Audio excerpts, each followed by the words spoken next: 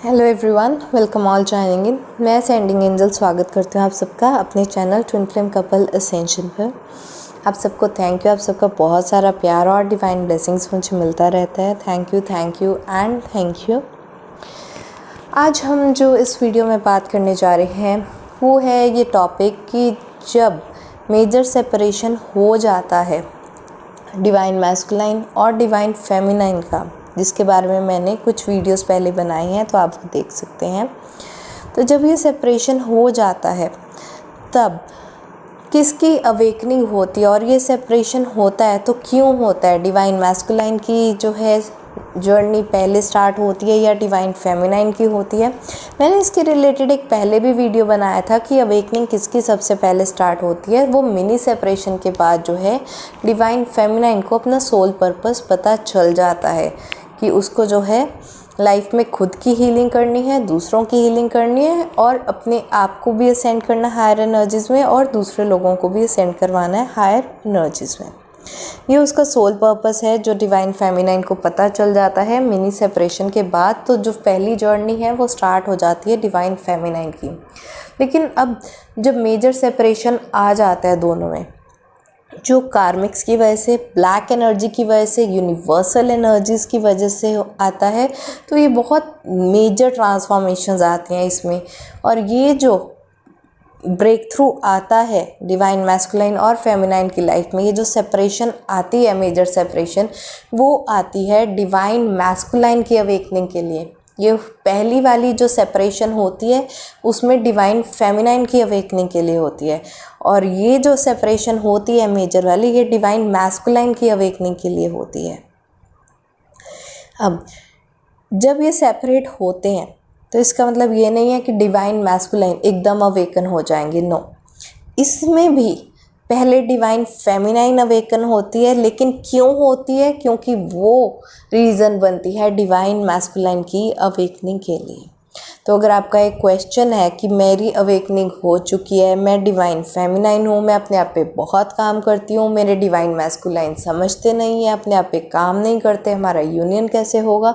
तो इसका एक सिंपल आंसर है कि अगर आप डिवाइन फेमिनाइन हो तो आप अपने आप पर इनर वर्क नहीं कर रहे हो, जिसकी वजह से आपकी डिवाइन मैस्कुलाइन की अवेकनिंग नहीं हो रही है। इस बात को हम अच्छे से ध्यान से अब समझते हैं।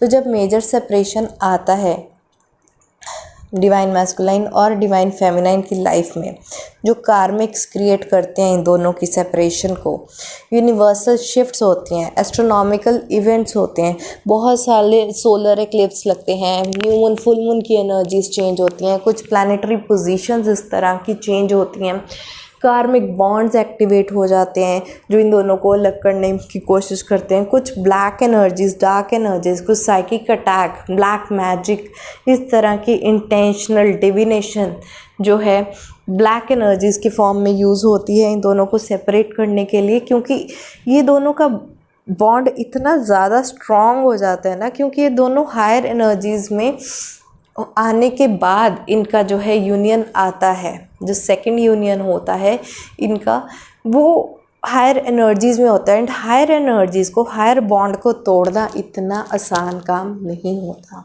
इस चीज़ के लिए पूरा यूनिवर्स जुड़ जाता है इन दोनों को अलग करने के लिए। तो ये जो मेजर सेपरेशन होती है बहुत ही पेनफुल होती है। जितनी कि माइनर सेपरेशन, इतनी मिनी सेपरेशन बिल्कुल इतनी भी पेनफुल नहीं होती, उससे कई ज़्यादा 70 to 80% मोर एक्सटेंट में जो है मेजर सेपरेशन आता है लोगों की लाइफ में। और यही सेपरेशन डिपेंड करता है कि आपका यूनियन आपके ट्विन फ्लेम के साथ इस जन्म में होगा या फिर नहीं होगा। तो आइए चलते हैं, इसमें बात करते हैं कि क्या क्या होता है। ये आज की जो वीडियो है ना, इसमें मैं ट्विन फ्लेम जर्नी के पार्ट्स भी कवर करूँगी, कुछ क्वेश्चंस के आंसर्स भी हम कवर करेंगे, जैसे कि ये डिवाइन मैस्कुलाइन की अवेकनिंग कैसे होती है और क्यों नहीं हो रही है अवेकनिंग, वो सारा कुछ मैं कोशिश करूँगी कि इसी वीडियो में कवर कर पाऊँ। तो ये आपके क्वेश्चन आंसर वीडियो के साथ साथ ट्विन फ्लेम जर्नी के पार्ट्स की भी वीडियो है कि जब इनकी लाइफ में सेपरेशन, मेजर सेपरेशन हो जाता है तो दोनों की एनर्जी किस तरह से चलती है। तो सबसे पहले अगर हम बात कर लें डिवाइन फेमिनाइन की, तो हमने बात की थी कि डिवाइन फेमिनाइन को मिनी सेपरेशन में पता चल जाता है उसका सोल पर्पस स्पिरिचुअल हीलिंग है, लेकिन मेजर सेपरेशन में उसको पता चलता है अपनी सोल जर्नी के बारे में। सोल जर्नी का उसको पता चलता है कि वो हायर सेल्फ की जर्नी में है, कार्मिक जर्नी में है। अगर तो वो कार्मिक जर्नी में है फिर तो वो ट्विन फ्लेम यूनियन के बारे में सोचती ही नहीं है, वो निकल ही जाती है एंड अपनी कार्मिक रिलीजिंग की जर्नी में निकल जाती है। और अगर उसकी हायर सेल्फ की एनर्जीज हैं, हायर सेल्फ की जर्नी में है, तो वो हायर सेल्फ की जर्नी में है तो फिर भी वो ट्विन फ्लेम की जर्नी को फॉलो नहीं करती है। वो सिर्फ अपनी कुंडलिनी एक्टिवेशन की तरफ ध्यान देती है एंड डिवाइन के साथ अपना यूनियन कनेक्शन बनाने की कोशिश करती है। अगर वो सोलमेट जर्नी में है जो डिवाइन फेमिनाइन है, तो उसको पता चल जाता है कि अभी मुझे अपने आप पर बहुत सारा वर्क करना है और अभी तो यूनियन पॉसिबल ही नहीं है। उसके पास एक चॉइस होती है, वो चाहे तो ट्विन फ्लेम यूनियन की तरफ काम करे या फिर सोलमेट के साथ सेटल डाउन हो जाए। अब आप लोगों के बहुत सारे क्वेश्चंस होंगे कि ऐसे कैसे सेटल हो जाए कुछ।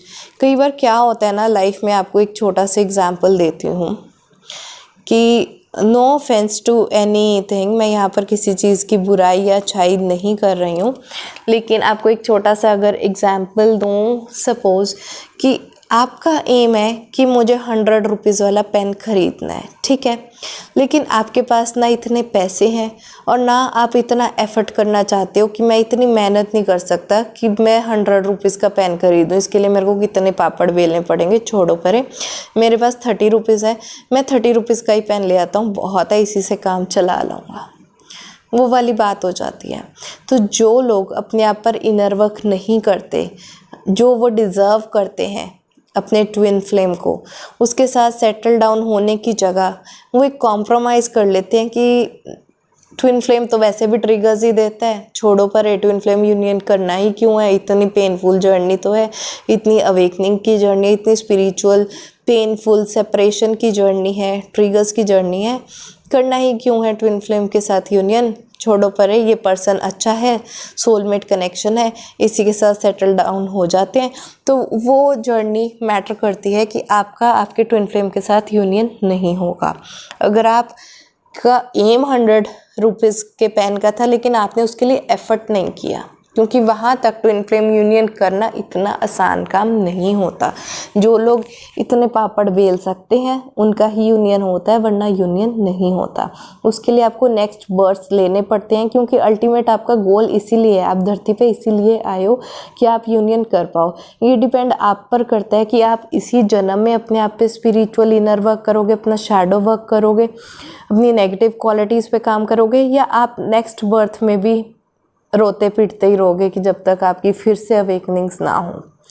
तो ये टोटली आपके ऊपर डिपेंड करता है कि आप इनर वर्क करते हो तो यूनियन होगा, और अगर इनर वर्क नहीं करते तो आपको और जन्म लेने पड़ेंगे, और जन्म लेने पड़ेंगे, फिर नेक्स्ट बर्थ, फिर नेक्स्ट बर्थ। अगर हम आपको वो याद हो, हमने सोल पिरामिड की बात की थी, हमारे सोल जर्नीज़ की जो बेसिक वीडियो बनाई थी, उस पिरामिड में मैंने बताया था कि सतयुग में दोनों सोल्स जो हैं इकट्ठी आती ज़रूर है, अपनी अपनी जर्नी पे निकल जाती हैं, डिवाइन मैस्कुलाइन फेमिनाइन।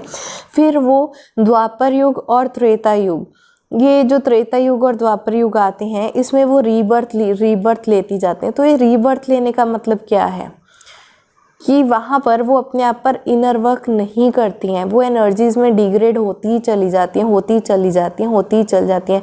अगर उनका यूनियन त्रेता युग में ही हो जाए तो 5D में असेंड कर जाए ना, लेकिन नहीं, ऐसा नहीं होता।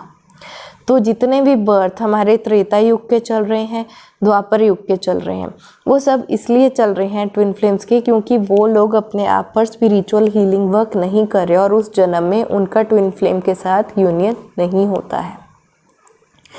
ट्विन फ्लेम का यूनियन होता है कलयुग के एंड में, जब लास्ट बर्थ होता है।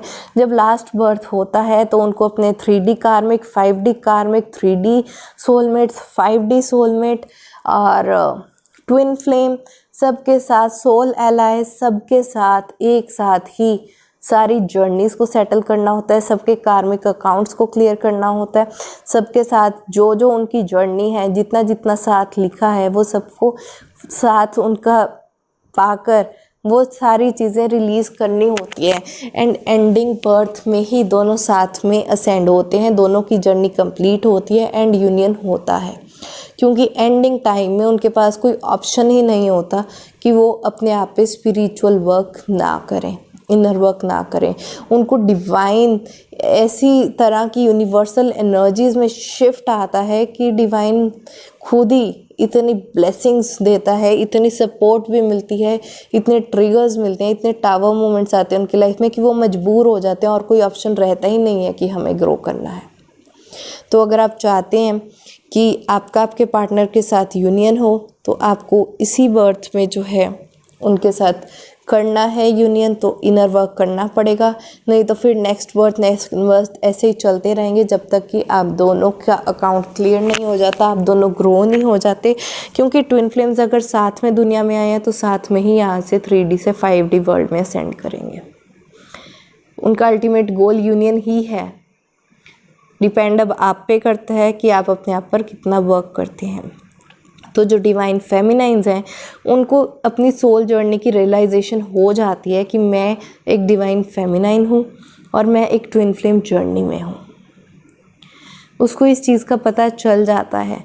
अब कुछ डिवाइन फेमिनाइंस जो है अपने आप पर काम कर लेती हैं, कुछ डिवाइन फेमिनाइंस हैं जो अपने ऊपर काम नहीं करती। अब अगर हम बात करें डिवाइन मैस्कुलाइन की, तो इस टाइम पर जब उनका मेजर सेपरेशन हो जाता है तो डिवाइन मैस्कुलाइन की लाइफ में इस टाइम पर क्या चल रहा होता है।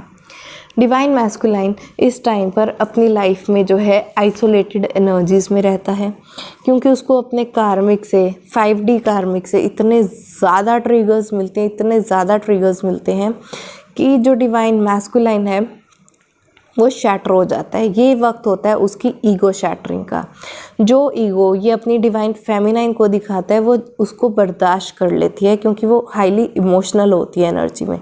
उसकी ईगो क्लैशेस इतने नहीं होते हैं।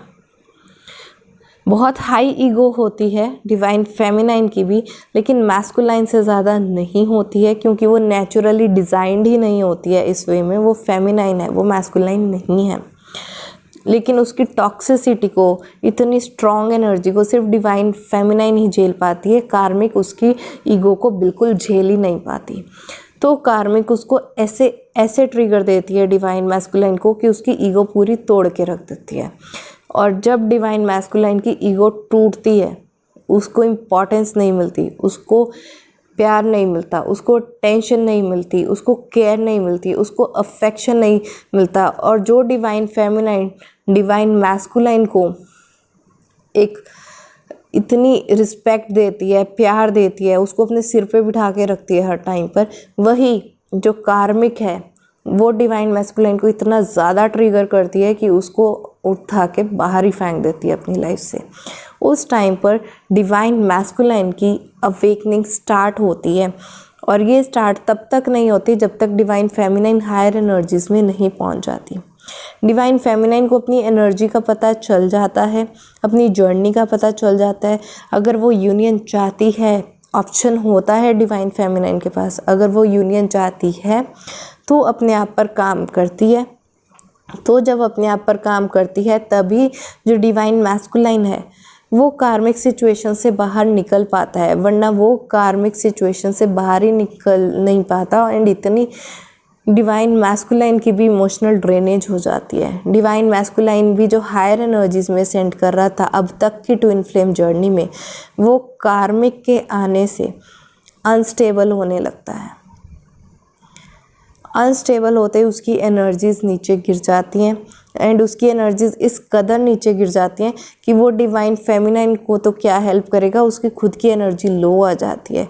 लो इसीलिए होती है क्योंकि इस टाइम पर अब वो हील करेगा और असेंड करेगा। यहाँ से जर्नी शुरू होती है डिवाइन मैस्कुलाइन की अवेकनिंग की। तो जो मेजर सेपरेशन कार्मिक कॉज करती है वो डिवाइन मैस्कुलाइन की असेंशन के लिए ही होता है। तो ये कुछ चल रहा होता है डिवाइन फेमिनाइन और मैस्कुलाइन की लाइफ में। मैस्कुलाइन इस टाइम पर बहुत आइसोलेटेड रहता है, लो एनर्जीज़ में रहता है, वो रोता है बट किसी को बताता नहीं है इस चीज़ का, क्योंकि वो मैस्कुलाइन है, वो अपनी वल्नरेबिलिटी किसी को भी शो नहीं करता, डिवाइन फेमिनाइन तक को भी शो नहीं करता। अगर वो किसी के लिए मन में अपने फीलिंग्स रखता है, प्यार रखता है, तो उसको भी कभी एक्सप्रेस नहीं करता, एकदम कट ऑफ हो जाता है सबसे, क्योंकि उसको जो पावर मिलती है, उसको पावर मिलती है सिर्फ और सिर्फ डिवाइन से। लेकिन इस टाइम पर जो जर्नीज़ कवर करते हैं डिवाइन मैस्कुलाइन और डिवाइन फेमिनाइन, डिवाइन मैस्कुलाइन कार्मिक के साथ अपनी जर्नी कवर करता है, और जो डिवाइन फेमिनाइन है वो सोलमेट के साथ अपनी जो है एनर्जी को कवर करती रहती है। इसके बारे में जो है हम नेक्स्ट पार्ट्स में भी बात करेंगे। तो आज हमने बात ये की है कि जो डिवाइन फेमिनाइन जब मेजर सेपरेशन आता है तो डिवाइन फेमिनाइन की अवेकनिंग स्टार्ट होती है, जिसमें इसको सोल जर्नी का पता चलता है, सोल पर्पस का पता चलता है मिनी सेपरेशन में, मेजर सेपरेशन में पता चलता है सोल जर्नी का। वो अपने आप पे काम करना शुरू करती है, और जब अपने आप पे काम करना शुरू करती है तभी वो डिवाइन मैस्कुलाइन को कार्मिक से, उसकी सिचुएशन से बाहर निकालती है, जिसकी वजह से डिवाइन मैस्कुलाइन की जो है अवेकनिंग प्रोसेस स्टार्ट होती है। ये पेनफुल प्रोसेस रहता है स्पेशली डिवाइन मैस्कुलाइन के लिए। यहाँ पर डिवाइन फेमिनाइन अपनी स्टेबल एनर्जीज़ में आ जाती है, क्योंकि उसको अपनी जर्नी का पता चल जाता है। इससे पहले उसको लाइफ में पता ही नहीं होता कि मैं ट्विन फ्लेम जर्नी में हूँ। तो ये थी हमारी आज की रीडिंग। आपको ये रीडिंग अच्छी लगी हो तो लाइक ज़रूर करें और शेयर करें अपनी फैमिली, फ्रेंड्स एंड कोलीग्स के साथ, जिसके साथ भी आप कर सकते हैं कि मैं उनकी भी मदद कर पाऊँ, तो मुझे बहुत खुशी होगी। और आपके अगर कुछ क्वेश्चंस होते हैं तो आप कमेंट सेक्शन में ज़रूर लिखा कीजिए, मैं उसको जितना हो सके आंसर करने की कोशिश करूँगी। आपके प्राइवेट मैसेजेस भी आते हैं, तो जिन लोगों के आते हैं मैं उनको प्राइवेटली भी डील करती हूँ, लेकिन अगर आप यहीं पे कमेंट सेक्शन में पूछेंगे तो बहुत सारे लोग हैं जिनको हेल्प हो सकती है, रादर देन कि आप प्राइवेटली पूछें। ठीक है, आज के लिए इतना ही। Bye bye, take care, blessings.